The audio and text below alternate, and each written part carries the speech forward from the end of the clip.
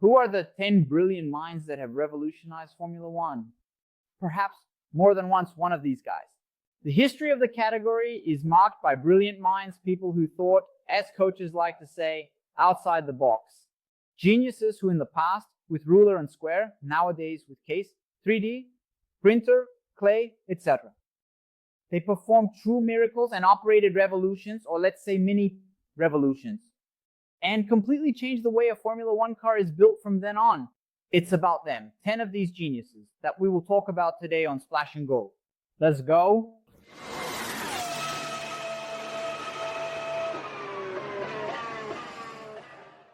But first, this video is sponsored, of course, by Insider's Technological Clothing. And when I say technological clothing, understand it in the broad sense, after all. It's not just t-shirts. We have clothes with anti-odor technology that smooth out on the body. They have a beautiful fit in all the options you need. The complete wardrobe is available for guys and for girls. My mother, for example, used my Splash and Go coupon at Christmas and gifted the entire family. Here's a tip. And during this consumer month, you can use my Splash and Go coupon for a 15% discount. Hold on. Which adds to the discounts they already have on the site.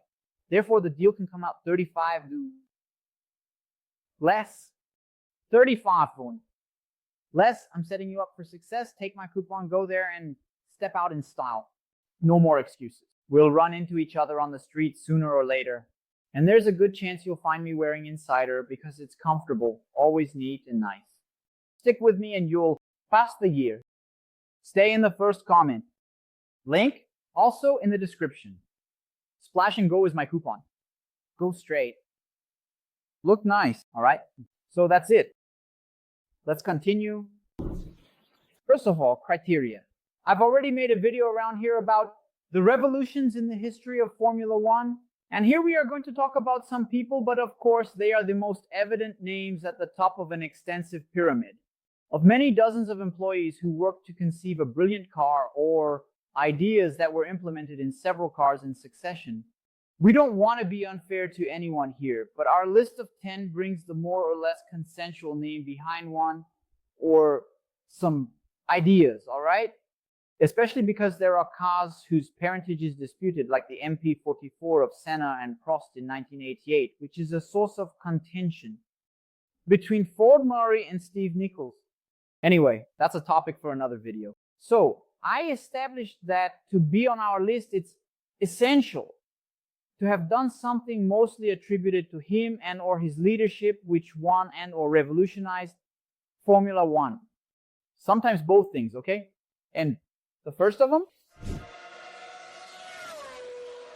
Andy Cowell is a British engineer who worked for many years at Mercedes, more specifically at HPP, High Performance Powertrain, a branch of the team located in a separate headquarters in Brixworth, England.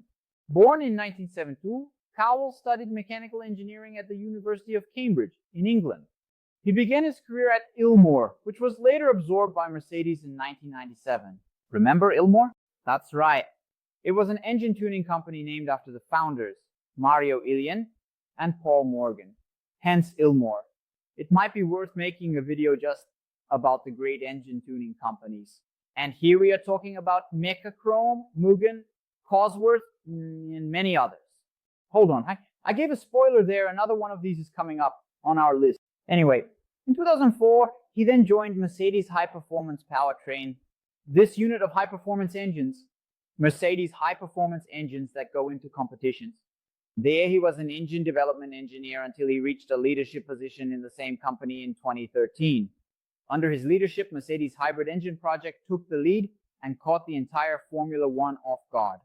It was his V6 turbo hybrid engine that propelled Mercedes, and not just Mercedes, for example, their client in 2014, Williams, to perform very well and leave the rest behind. Between 2014 and 2019, his engines secured 6 drivers' titles and 6 constructors' titles. A brilliant innovation by Mercedes during this period was the famous split turbo engine concept. With the turbo, split in half, the compressor on one side, the turbine and snail on the other, with a shaft running through the block connecting the two. This offered a series of benefits such as shorter piping, increased efficiency, thermal insulation, and a more compact rear, aiding aerodynamics. Because of all this, in July 2020, Cowell surprised everyone by announcing that after 16 years, he was leaving HPP and said he was seeking new challenges. He was highly sought after by several Formula One teams, and Red Bull powertrain trance was in his ear for months. And he did not reveal his plans until he recently appeared as CEO, and also now in the last few weeks took on the role of team principal at Aston Martin. Mike, Costin and Keith Duckworth are the founders of Cosworth. And once again, we have the name of a famous company in Formula One, which bears the name from the combination of the two founders' surnames. Cosworth is the fusion of Costin from Costin with Worth from Duckworth, which emerged in 1958, thus Cosworth Engineering. In the 1960s, with the support of Ford, it built an engine that was a tremendous success and marred with its era in Formula One, the Ford Cosworth DFV, which stands for double Ford valve. The concept was a light, durable, powerful, and affordable engine. Affordable, of course, by Formula One standards. In its 8-cylinder configuration, it was the most successful engine in Formula One history, winning 155 Grand Prix races and 12 World Championships.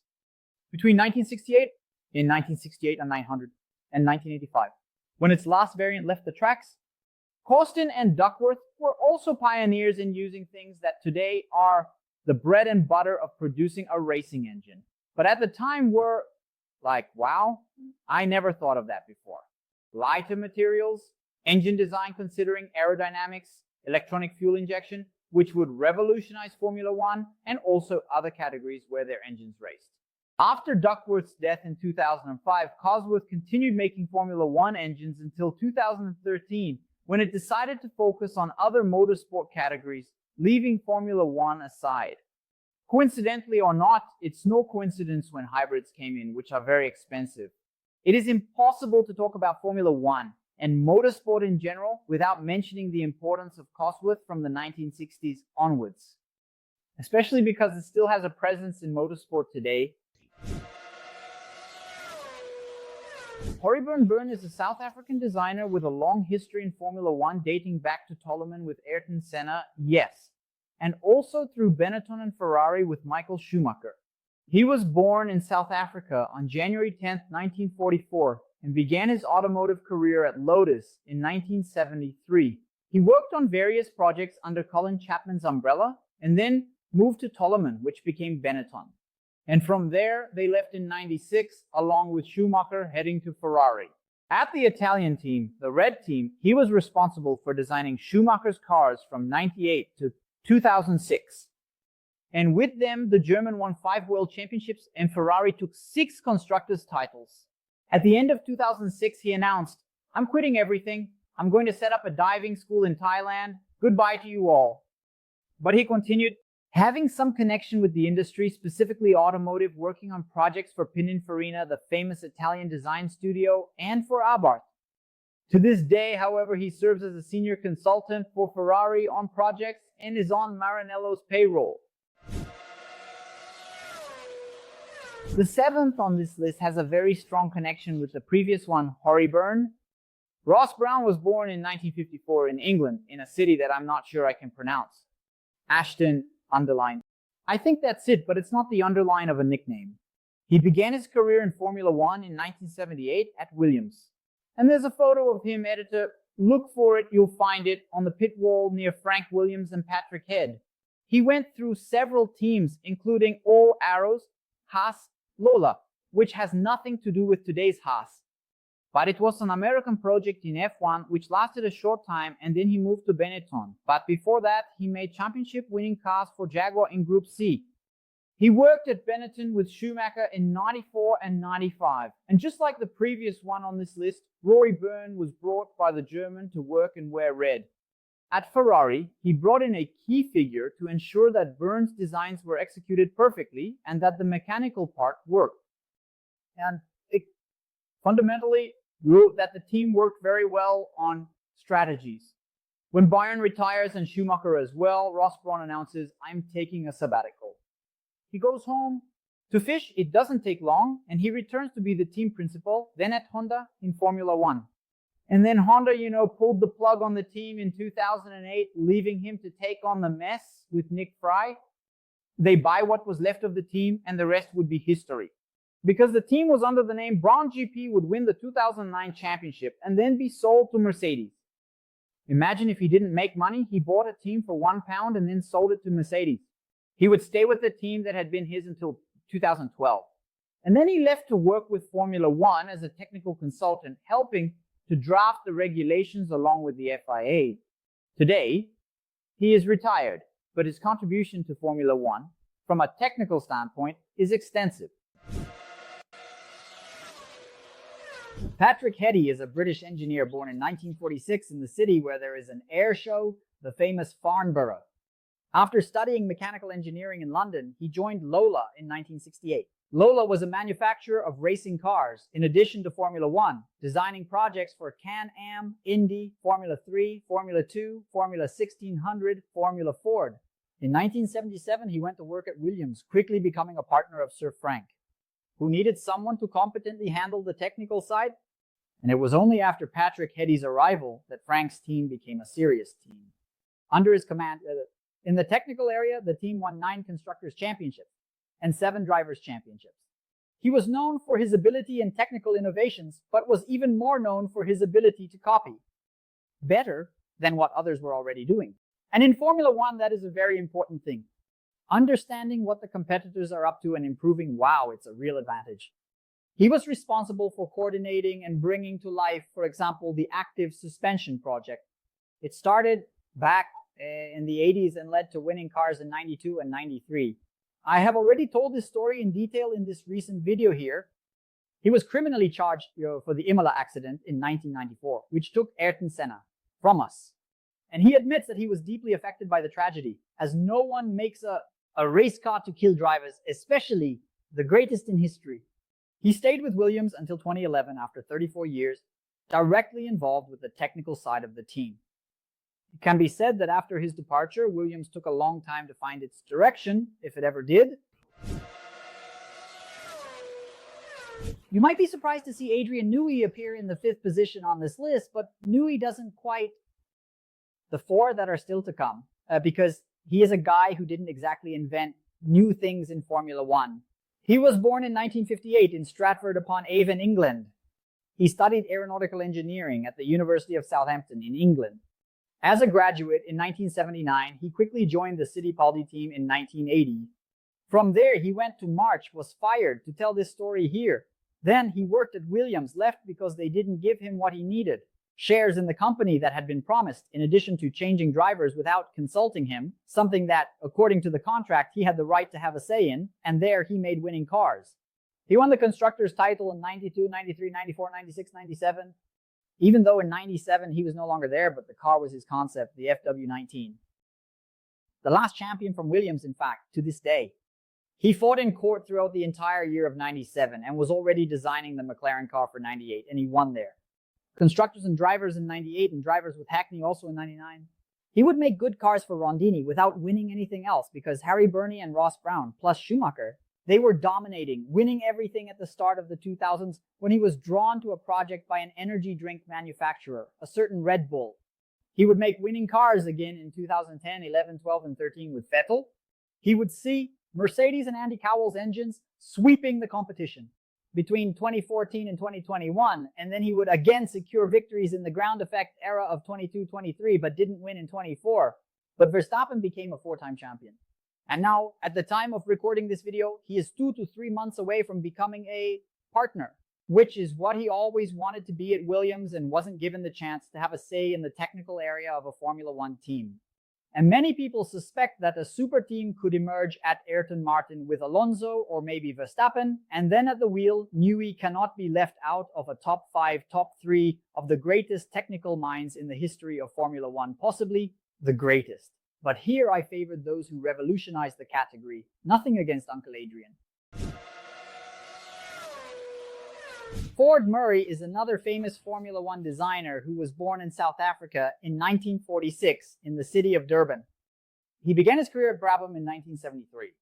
Already, as a designer, he invented very interesting things. The first of them, the famous Toblerone chassis design. If you looked at his Brabham cars from the front in the 1970s, they looked like a triangle. And the idea was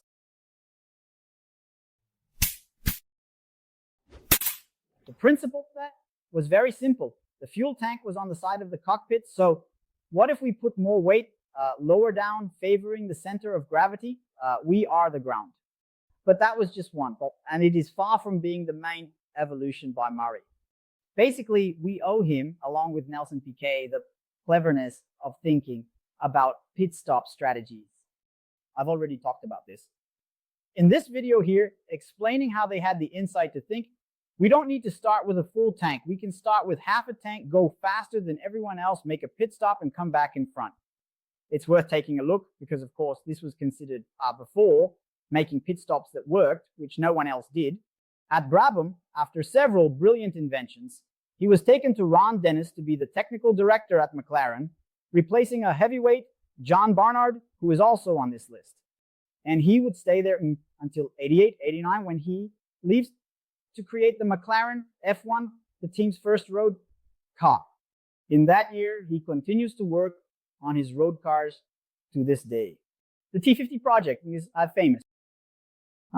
But you mentioned that he did revolutionary projects at Brabham and didn't name any.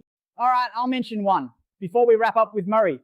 The Brabham BT46B, the fan car that I talk about in the video of Gadgets Part 1.